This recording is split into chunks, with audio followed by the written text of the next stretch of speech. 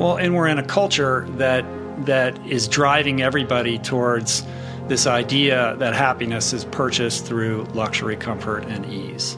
And we want it very fast. If you don't see results in the first 2 days or the first week, I'm done.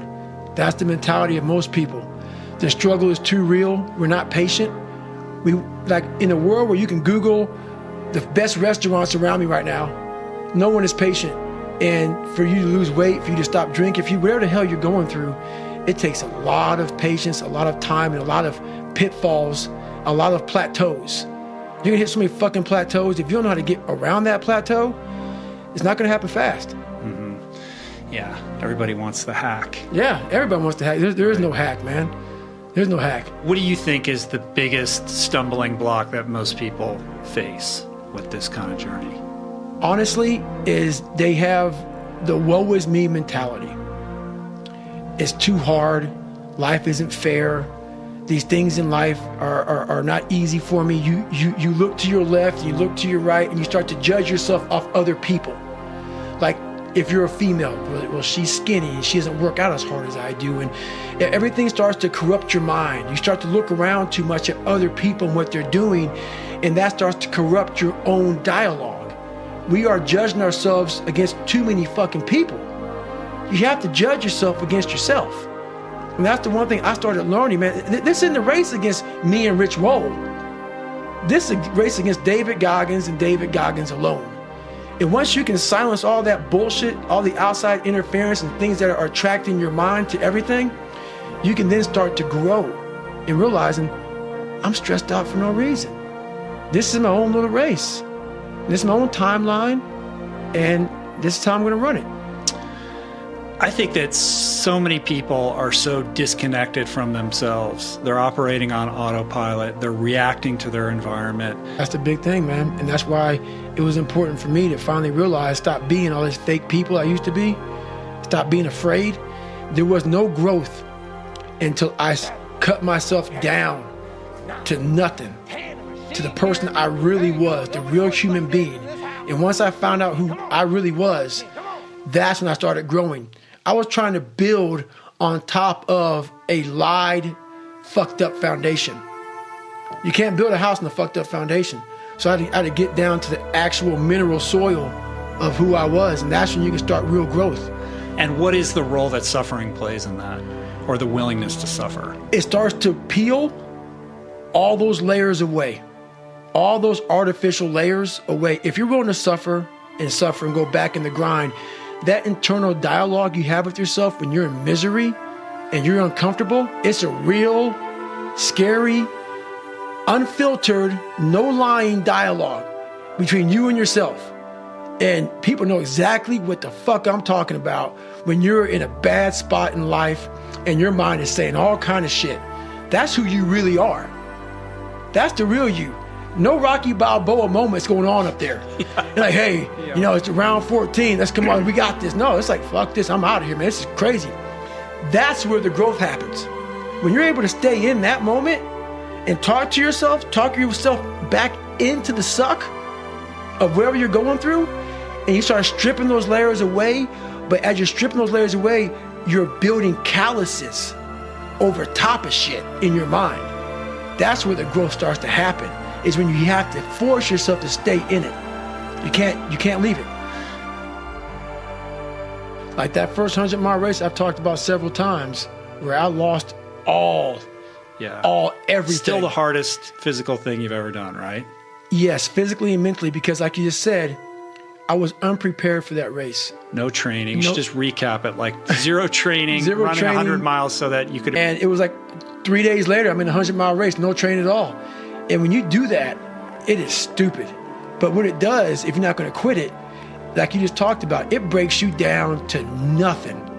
You are suffering so badly mentally and physically that all of these demons are coming up. And you're trying to find answers, and you're trying to find answers. It was like living 19 hours. It was like 5 years I put into 19 hours of highs and lows and pitfalls and seeing the sun come up. And it was like, my God, I lived 5 years in 19 hours. It was unbelievable. It was unbelievable. So do you find yourself chasing that now with every ultra challenge? No, because once you realize what you get from Ultra, what you get from life, I can apply that now just by sitting here with you. You know, those tools now, I don't need to go out, even though I still do it, and go out and hammer. The hammering part is like, you know, it's like a purging of the soul.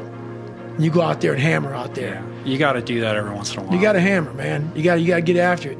But now I figured out so many different ways and so many different tools through all of the journeys I've been through just growing up, man. Just being mature, you know, just being really mature.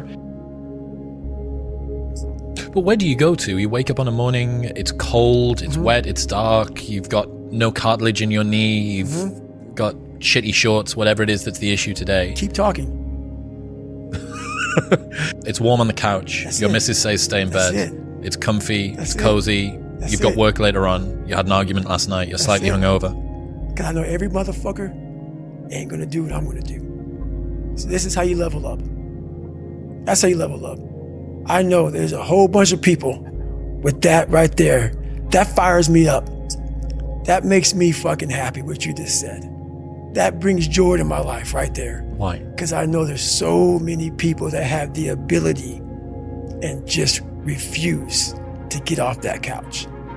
Refuse to study a few more hours. Refuse to go deeper, to go further. And that's where I gain the advantage. It's so easy to be great nowadays, my friend, because most people are weak. Most people don't want to go to that extra mile. Most people don't want to find that extra because it sucks. It's miserable. It's lonely. You talk about that you were kind of, you know, lonely by yourself. I was the same way. And that used to hurt me growing up. Now I fucking thrive in that shit. That's the only place to be. To get into the class I had to get into, I had to lose 106 pounds in less than 3 months. So I was like, fuck that, I can't do that. I grabbed my chocolate milkshake and went back to Ecolab. I'm going back to work, man. This is my life. So in this job, you're looking for cockroaches, looking for rodents and stuff like that. I don't like cockroaches too much. I hit the mother load of cockroaches. And this restaurant got full of cockroaches and rodents and everything else. And I sat there and I said, this is my life. I said, this is my life. You are exactly who the fuck, this is it. And I said, this ain't gonna be it for me. So in that restaurant, I quit my job, left my canister in that restaurant, my spray canister, got back in my Ecolab truck, and I went home.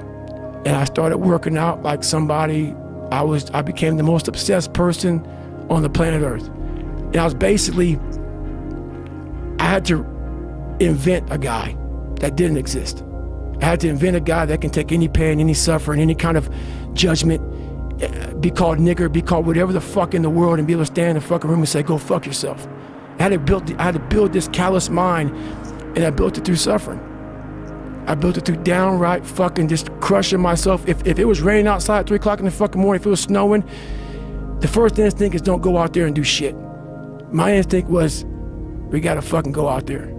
Anything that was fucking horrible in my life that I would normally say no, that was inhumane to most people, I had to go do it. And I started callousing my mind at this point in my life. And I lost the weight. And I went back to recruiter. I got into that class, and I went through 3 Navy SEAL Hell Weeks in 1 year.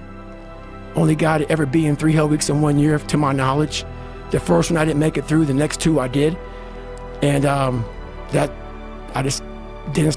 I didn't stop anymore from there. And I started realizing through this process that the fucking mind is what you created. And I started opening different doors that I didn't think were even there, that I didn't think even existed. And the more doors I opened up, the more I started realizing that my potential is damn near endless. And it changed my whole mindset. So I went from David Goggins and I created Goggins. And that journey is a priceless journey that is hard for me to even explain to people because it sounds so quick and easy. Like I lost this weight and I went through 3 Hell Weeks. I went to Ranger School, went to Delta Force Selection, whatever it is. It was brutal. It's a brutal journey every fucking day. And everybody goes, well, are you happy? If anybody knows my life story, and I'll try to give you just a snippet of it, where I'm at today is in front of Joe Rogan telling you my life.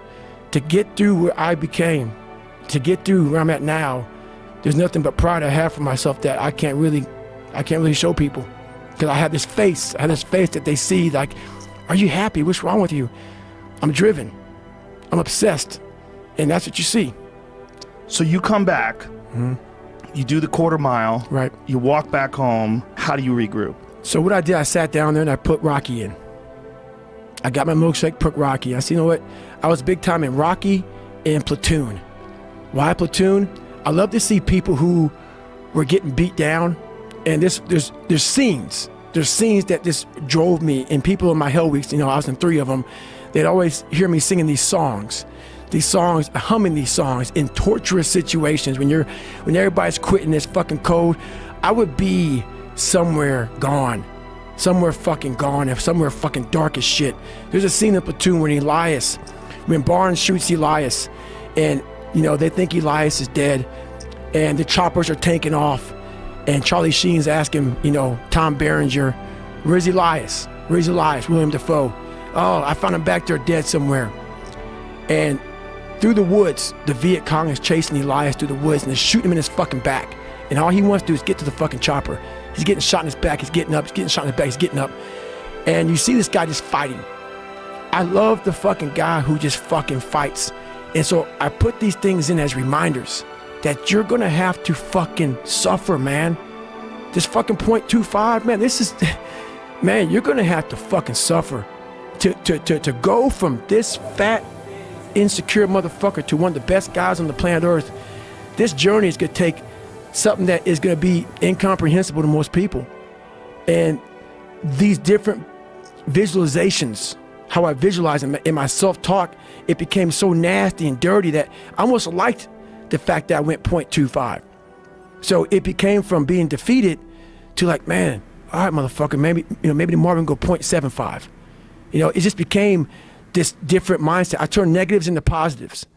So I would take it like, who would even think about doing this? So I would sit on my couch saying, who at 297, who can't fucking swim that great, who's scared of the fucking water, would have the fucking balls, to fucking man up, quit a job, and go and just put everything on himself. So it's how I started talking to myself and putting myself in a whole different category, and that would fuel me the next day. And I just kept using that as fuel. No one would do this shit. No one would do this shit. You're the baddest motherfucker around. You're the baddest motherfucker ever lived. And I just kept fueling me with the right kind of message that I needed to hear that I was never telling myself. And through time, it became reality to myself. There's a lot of people that change who they are depending upon what people want from them. And that's me. Yeah, that's important, man. Most people struggle their whole life to find out who they are. Struggle their whole life to find out what defines them, what they actually enjoy and what they don't. You start putting yourself in situations that suck, you'll find yourself. Yeah. You'll find it real quick. It's the only way to find yourself. You don't find yourself, if you like bench pressing and you bench press all the fucking time, what are you finding out? If you like to swim, that's all you want to do is swim, what are you finding out? Put that, people talk about triple down on your fucking strengths. Right. That's the fucking weakest shit in the world. No, triple down on your fucking weaknesses. Yeah. Find out something about yourself.